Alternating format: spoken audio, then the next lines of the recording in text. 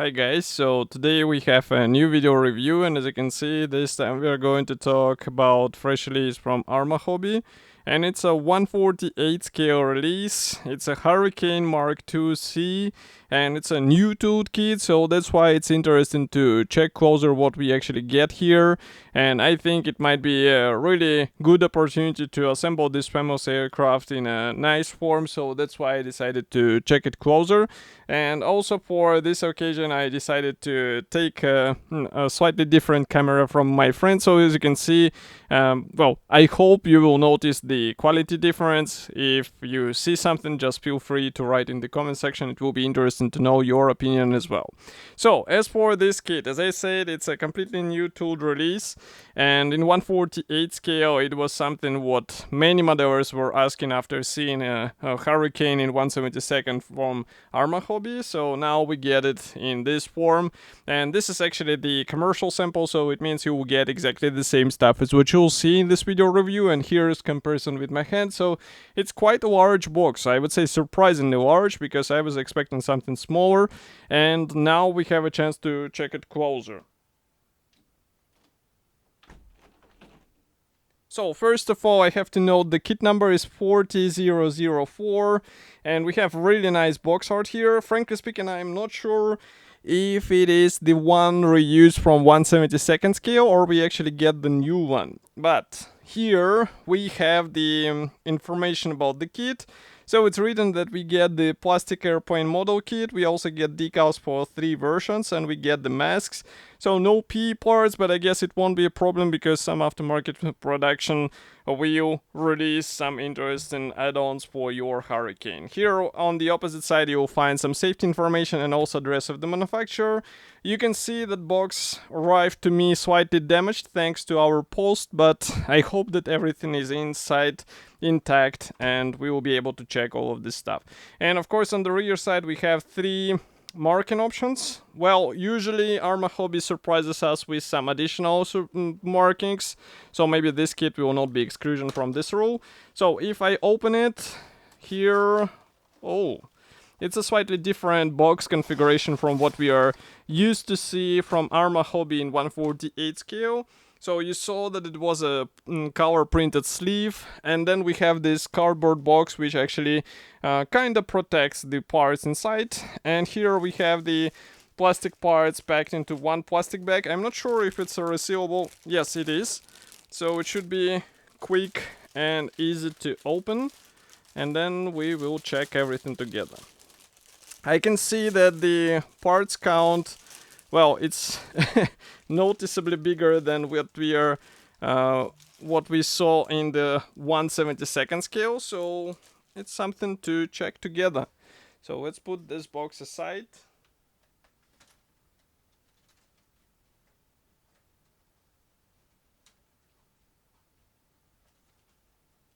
And what I'm trying to do at the moment is to separate the frames.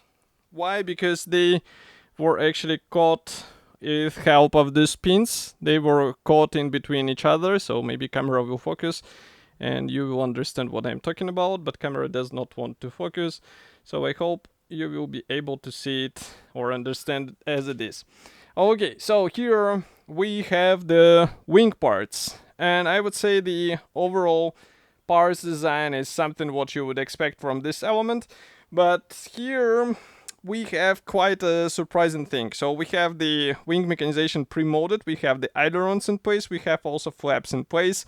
And for 148 scale, this is something I would say I would prefer to see as a separate elements, because it will also provide you with a bit more interesting details on your aircraft. But here we have it pre-molded, so I can guess we will see some aftermarket coming to fix this thing. And by the way, I just zoomed in so that you can see the external features, because those are quite nice, and I would say they are somewhat expected from Arma hobby, especially after seeing what they can do in 1/72 scale.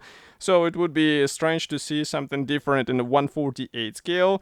Let's flip it over. Here we have also the special circles for the strengthening of the whole structure.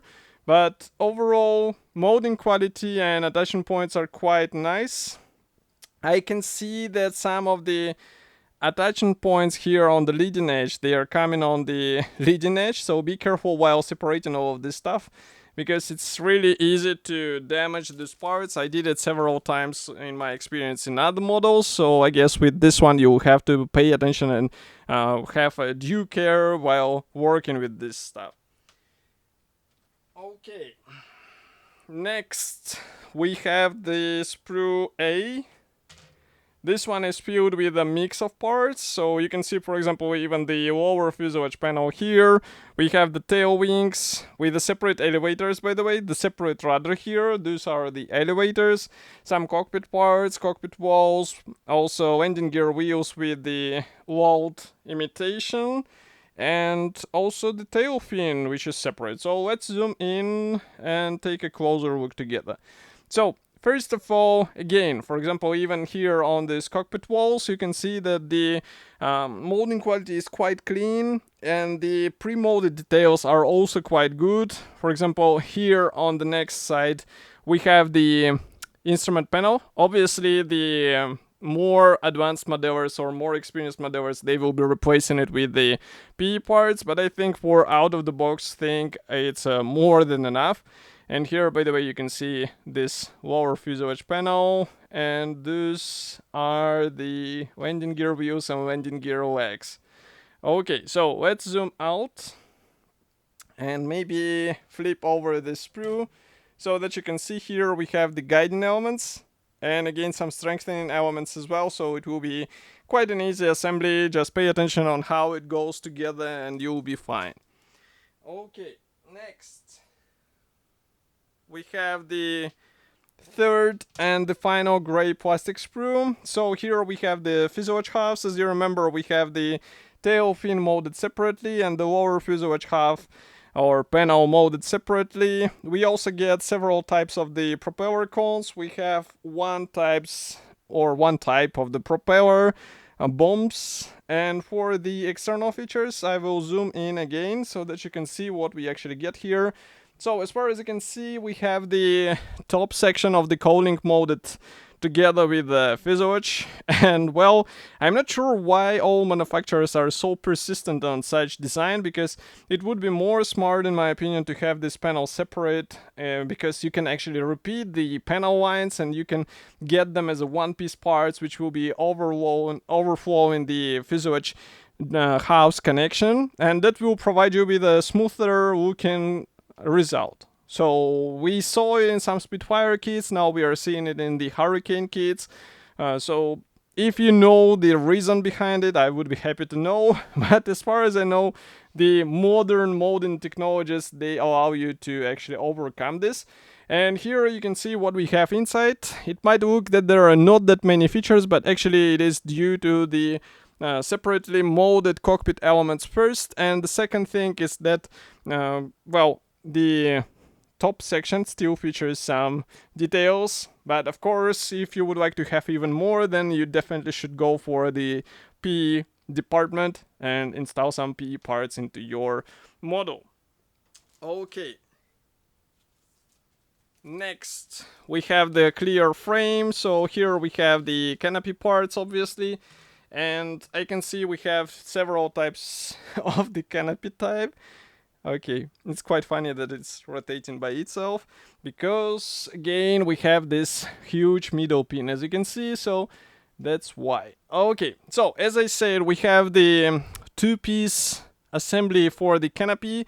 This is actually good in 1/48 scale because you can open the cockpit and you can expose what is inside, and as you remember, it was claimed that masks are included, so definitely something handy in this scale and with this design of the canopy, because otherwise you'll have a nightmares trying to cut off these small stickers. At least I usually have, because it's a bit tedious work and it's always nicer to have the prepared mask set instead of the doing it yourself, you know. Okay. One more thing is the assembly manual. Sorry for blinding you, but inside assembly manual we have masks. So I hope camera will be able to focus. If not, we can just place them here. and maybe zoom out a bit. Yeah. So they are pre-cut. We have masks not only for the canopy but also for landing gear wheels, which is quite cool. And then we continue with the decals. So decals are printed by TechMod, of course. It's a traditional supplier for Arma hobby, but here we have symbols for several marking options.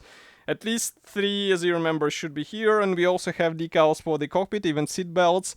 So really cool, and something what will be enough for out-of-the-box build if you are not demanding modeler and you would like just to build the out-of-the-box version without going or purchasing some additional stuff. Okay, so let's close the lenses so that you won't be blinded by the assembly manual anymore. So this brochure is printed in color, as you can see. On the first page we have a short history note and also some warning notes. And then we have errata here, so let's check what we have here printed. It's written that you should, for better fit, you should remove the red marked parts on the inner side of the wing. And here we have, for model with a closed canopy, you should remove the rails here. I guess it's not printed in the assembly manual, so that's why it's a errata note. Okay, so assembly process starts with a wing. Here you have to decide whether you would like to see some external equipment on your Hurricane or not. That's why you have to drill some holes specific for this configuration. And then we continue with the main wheel wells. And by the way, note that here it's written that you have to use brass, which is quite surprising, but maybe it will add some fine features to your model. Next, we continue with the pilot seat, which is assembled out of several parts. And there you should also use the decals, or maybe you should buy the PE parts. It will be your decision. Next, we continue by installing the wheel wells onto the top wing half, and we join everything together with the lower wing half. Next, here we have the cockpit floor being installed onto the top wing half, as well as this cockpit floor and walls and the pedals and the control stick. So all of the stuff is on the wing, and then the instrument panel actually goes onto the fuselage half, which is quite interesting design because usually, well, we are used to see these parts getting assembled together, but here you can see the fuselage going onto the wing. Next, we continue with the lower fuselage panel, or the tail section. Here we have the air intake, and we have a choice between the rear landing gear leg. Next, we continue with the main wheels, and we install them together with the legs, of course, target sight. And here we have a choice between the machine gun barrels. They're quite large, by the way. You saw them on the first sprue with the wing, so you can rewind in order to check them. Also several types of the propeller configuration, several types of the canopy. Here we have also the fuel tanks being installed under the wing, or the bombs on the pylons. And next, here we have 2 marking options. So these ones are exactly the same as what we saw on the rear side. This one is from 1942, this one is from 1941. And here we have another aircraft from 1944. Of course, nobody stops you from finding some aftermarket decal set, which will bring you some alternative marking option for your Hurricane in 1/48 scale, but it should be already available, as I said, and in my opinion it's a decent release in popular scale. So for those who were asking for large Hurricane, here it is, and it should be already available. Of course, I will be happy to hear your opinion here in the comment section below. If you like this video, press the like button and subscribe to our YouTube channel. And I will see you in the next video review as usual. Thank you for joining me today, and bye.